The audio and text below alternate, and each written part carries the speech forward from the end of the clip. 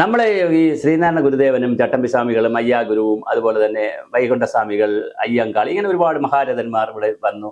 ജാതി മതം വർഗം ഗോത്രം ഒക്കെ ഇല്ലാത്ത നല്ലൊരു സമൂഹമായി ജീവിക്കണം, മാവേലിയുടെ ഓണം എന്നൊക്കെ പറഞ്ഞ് വളരെ ഒരു വല്ലാത്ത സമൂഹമായിരുന്നു. അപ്പോഴാണിതാ പിണറായി വിജയനും അല്ലെങ്കിൽ മുഖ്യമന്ത്രിക്കും CPM-നും ഇടതുപക്ഷ മുന്നണിക്കും മനസ്സിലായി ഇങ്ങനെയുള്ള കാര്യങ്ങളൊന്നും പറഞ്ഞുകൊണ്ട് നമുക്ക് വോട്ട് പിടിക്കാനൊന്നും പറ്റത്തില്ല. അപ്പൊ പുതിയ പരിപാടികൾ പ്ലാൻ ചെയ്തു.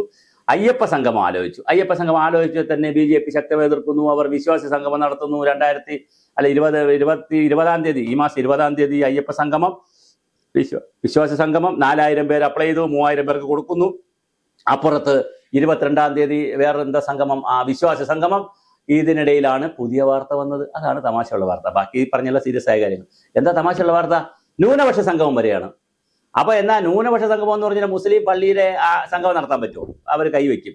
ക്രിസ്ത്യൻ പള്ളിയിൽ പോയി ഇപ്പൊ എടത്വ പള്ളി സംഗമം എന്ന് പറഞ്ഞ് കേരള സർക്കാർ നടത്താൻ ചെന്നാൽ എങ്ങനെ ഇരിക്കും? അല്ലെങ്കിൽ ഏതെങ്കിലും ഒരു പള്ളിയുടെ, വെട്ടുകാട് പള്ളിയുടെ സംഗമം എന്ന് പറഞ്ഞാൽ പറ്റുമോ? അപ്പൊ പിന്നെ എന്താ ചെയ്യാൻ പറ്റുക? ന്യൂനപക്ഷങ്ങൾക്ക് എന്തെങ്കിലും പ്രശ്നമുണ്ടോ? 50, 60 വർഷം, 70 വർഷമായി സ്വാതന്ത്ര്യം കിട്ടിയിട്ട് ഇവിടെ തന്നെ ഗവൺമെന്റ് വന്നിട്ട് 57 മുതൽ ഭരിക്കുകയാണ്.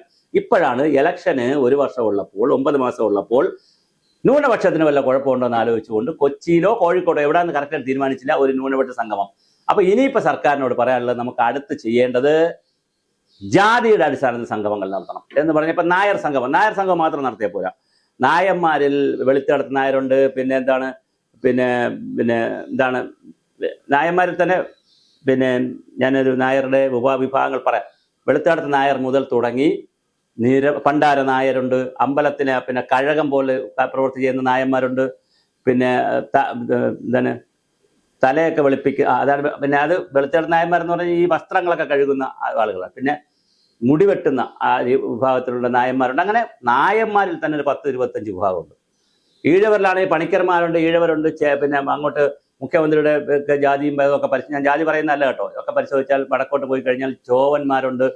അങ്ങനെ കുറേ വിഭാഗമുണ്ട്. ഇനി പട്ടികജാതി വിഭാഗം എടുത്തു കഴിഞ്ഞാൽ ചേരമറുണ്ട്, ഹിന്ദു ചേരമർ, ക്രിസ്ത്യൻ ചേരമർ, മുസ്ലിം ചേരമറല്ല, ക്രിസ്ത്യൻ ചേരമർ, പറയന്മാർ, പുലയന്മാർ, ഇങ്ങനെ തുടങ്ങി ഇങ്ങനെ 100,000 ജാതികളുണ്ട്. ഞാൻ ഒരാളെയും ജാതി പറഞ്ഞതല്ല, ഉള്ളൊരു കാര്യം പറഞ്ഞതാണ്. ഭരണഘടന പട്ടിക അനുസരിച്ച് ഈ ജാതികൾ ഇവിടെ നിലവിലുണ്ട്. ഈ ജാതികൾ ഇത്രയും പേർ, പിന്നെ KPMS ഉണ്ട്, പിന്നെ അതുപോലെ തന്നെ വിശ്വകർമ്മ സഭയുണ്ട്, അങ്ങനെ പിന്നെ ബ്രാഹ്മണ സഭയുണ്ട്, പിന്നെ തുളു സഭയുണ്ട്, നമ്പൂരി സഭയുണ്ട്, തിരുമേനി സഭയുണ്ട്.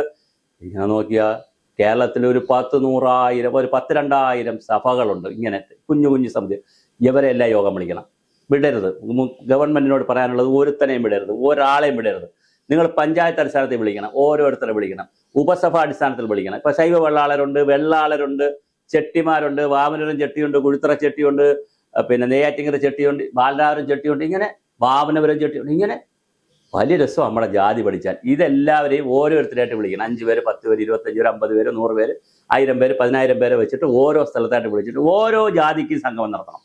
അങ്ങനെ ജാതി സംഗമം നടത്തണം. നമ്മളപ്പോൾ ആദ്യം അയ്യപ്പ സംഗമമായി, പിന്നെ അത് വിശ്വാസികളുടെ അടുത്ത സംഘമായി, പിന്നെ ന്യൂനപക്ഷ സംഘമായി, പിന്നെ അതാണ് നമ്മൾ ജാതി സംഗമങ്ങൾ നടത്തുന്നത്. ഇതെല്ലാം കഴിഞ്ഞിട്ട് നമുക്ക് ആറ്റുകാൽ സംഗമം, അക്കുളത്തുകാവിലമ്മ സംഗമം, ഇങ്ങനെ ഒരു രക്ഷയില്ലാത്ത രീതിയിൽ കേരളം മുഴുവൻ ഇങ്ങനെ സംഗമ ഭൂമിയാക്കി മാറ്റണം.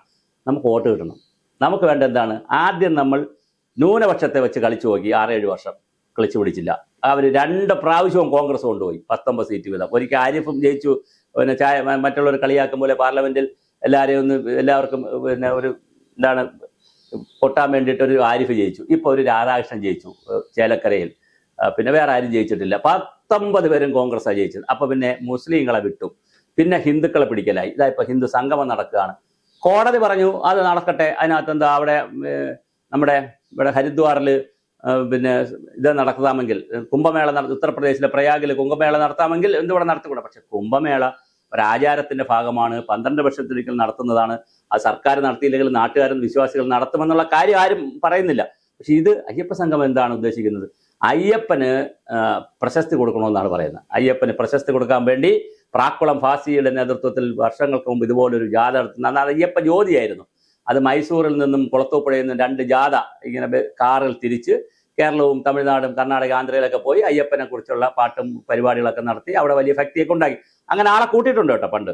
ഇപ്പൊ നമുക്ക് 10-13,000 കോടി രൂപയുടെ വികസന പ്രവർത്തനം നടത്താൻ വേണ്ടി ഏതോ മുതലാളി വിദേശത്ത് നിന്ന് വന്ന് തൊഴാൻ വന്നപ്പോൾ ആ മുതലാളി ദേവസ്വം ബോർഡ് പ്രസിഡന്റിനെ കണ്ട് പിന്നെ പ്രശാന്തിനോട് പറഞ്ഞു, എസ് പ്രശാന്തിനോട് പറഞ്ഞു, പ്രശാന്തേ നിങ്ങൾ ഇങ്ങനെ ഇരുന്നാൽ പോരാ, അയ്യപ്പന് ഭക്തി കുറവാണ്, അയ്യപ്പന് ഇത് മൂല്യം കിട്ടുന്നില്ല, അയ്യപ്പന് പേര് കുറവാണ്, അതുകൊണ്ട് നിങ്ങൾ വലിയ സംഗമം നടത്തണമെന്ന് പറഞ്ഞ് അദ്ദേഹം വിദേശ രാജ്യങ്ങളിൽ നിന്നൊക്കെ ആളുകൾ വരികയാണ്.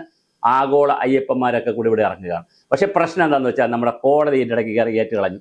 കോടതി പറഞ്ഞു, നിങ്ങൾ ഒരു കാര്യം ചെയ്യണം, ഒരു VIP ട്രീറ്റ്മെന്റും അവിടെ വേണ്ട, ആര് ദർശനത്തിന് വന്നാലും ക്യൂവിൽ നിൽക്കണം, മുഖ്യമന്ത്രി വരുന്നു അത് അവിടെ VIP പരിഗണന വെച്ചിട്ട് പൈസ കൂടുതൽ തന്ന മുതലാളി കയറ്റി ആദ്യം കാണിക്കുന്ന പരിപാടിയൊന്നും ശബരിമല നടക്കത്തില്ല ഈ പരിപാടിയിൽ.